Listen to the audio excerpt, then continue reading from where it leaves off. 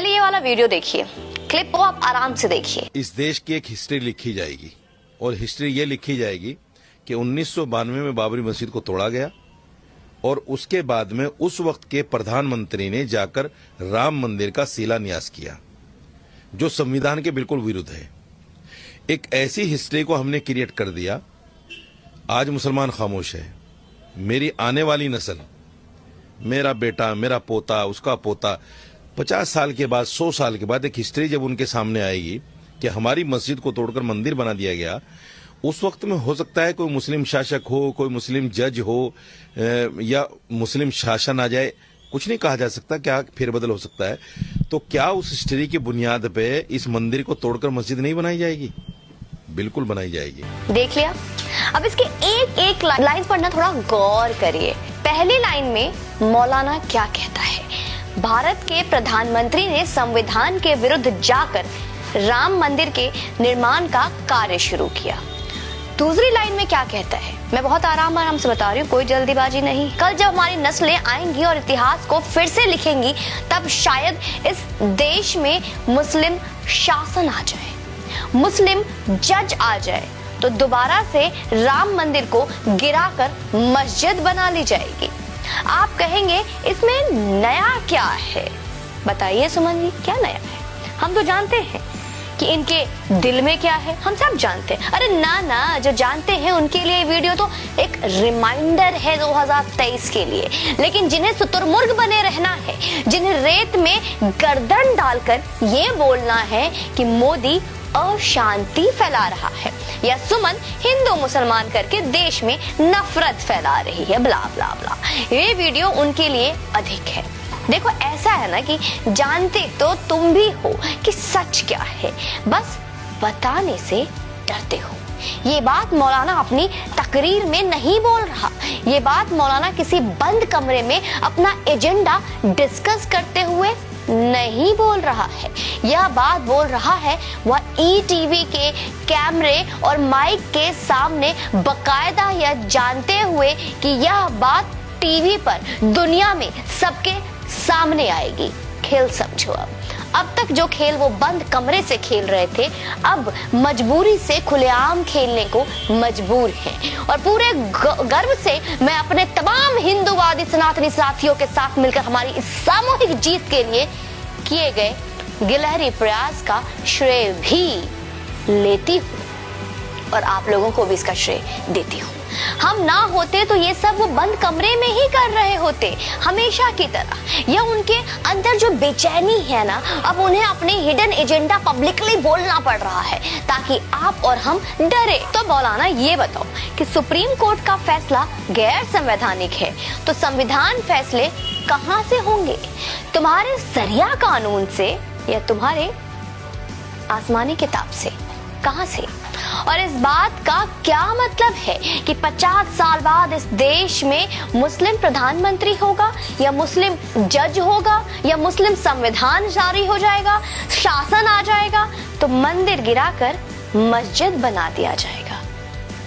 ऐसा क्यों कह रहे हैं आप मौलाना साहब? यानी कि इस देश में अगर मुसलमान प्रधानमंत्री बनेगा तो वो शरिया कानून लागू कर देगा। सुप्रीम कोर्ट में कोई मुसलमान जज बनेगा तो वो आसमानी किताब से चलेगा हमारा देश। ऐसा कहना चाहते हैं अब आप, वो भी खुलेआम सरेआम। लोकतंत्र में ये तो संभव है कि 100% की किसी भी समाज का जाति पंथ धर्म से परे कोई भी भारतीय शासन के उच्चतम व्यवस्था का हिस्सा बन सकता है। लेकिन तुमने तो स्पष्ट कर दिया कि मुसलमान प्रधानमंत्री बनेगा तो इस देश को कैसे चलाएगा। अब तो हम लोग इस बात के लिए लड़ेंगे कि चाहे जो हो जाए, इस देश का प्रधानमंत्री कोई मुसलमान नहीं होना चाहिए। हमें इस देश को इस्लामिक राष्ट्र नहीं बनने देना है मेरे प्यारे सनातनी दोस्तों। हमें फिर से मुगलिया शासन नहीं चाहिए। हमारी मांगे गलत है तो बताओ आप। मौलाना इस्लामिक शासन आ जाएगा का मतलब समझाओ मुझे, मैं थोड़ा दुविधा में हूँ।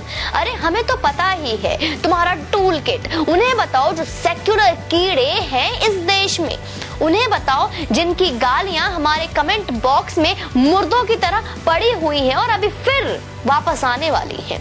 उन्हें बताओ जो हमें सजग नहीं नफरती समझते हैं। मौलाना जब इतना बोल ही दिया तो आगे थोड़ा खुलकर बोल दो कि 50 साल का रोड मैप क्या है। अच्छा अब सुनो मौलाना, मुगल के मुगलाते में मत रहो।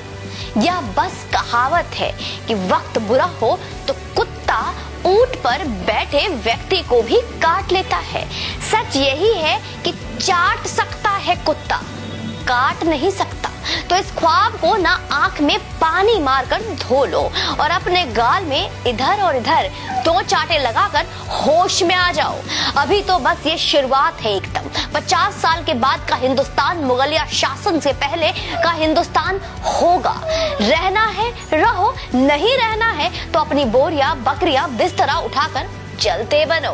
हम इस बात से इनकार बिल्कुल नहीं कर रहे हैं कि कल कोई मुसलमान व्यक्ति इस देश के सुप्रीम कोर्ट का चीफ जस्टिस ऑफ इंडिया बन जाए, प्रधानमंत्री बन जाए। लोकतंत्र है, संभव है हो जाए, लेकिन वो जो तुम कह रहे हो ना वो करना तो दूर सोचना भी संभव नहीं होने देंगे। यकीन मानो बदलाव नहीं होने देंगे। अपने देश के प्रधानमंत्री से करबद्ध निवेदन है कि इस मौलाना की पूरी जांच की जाए।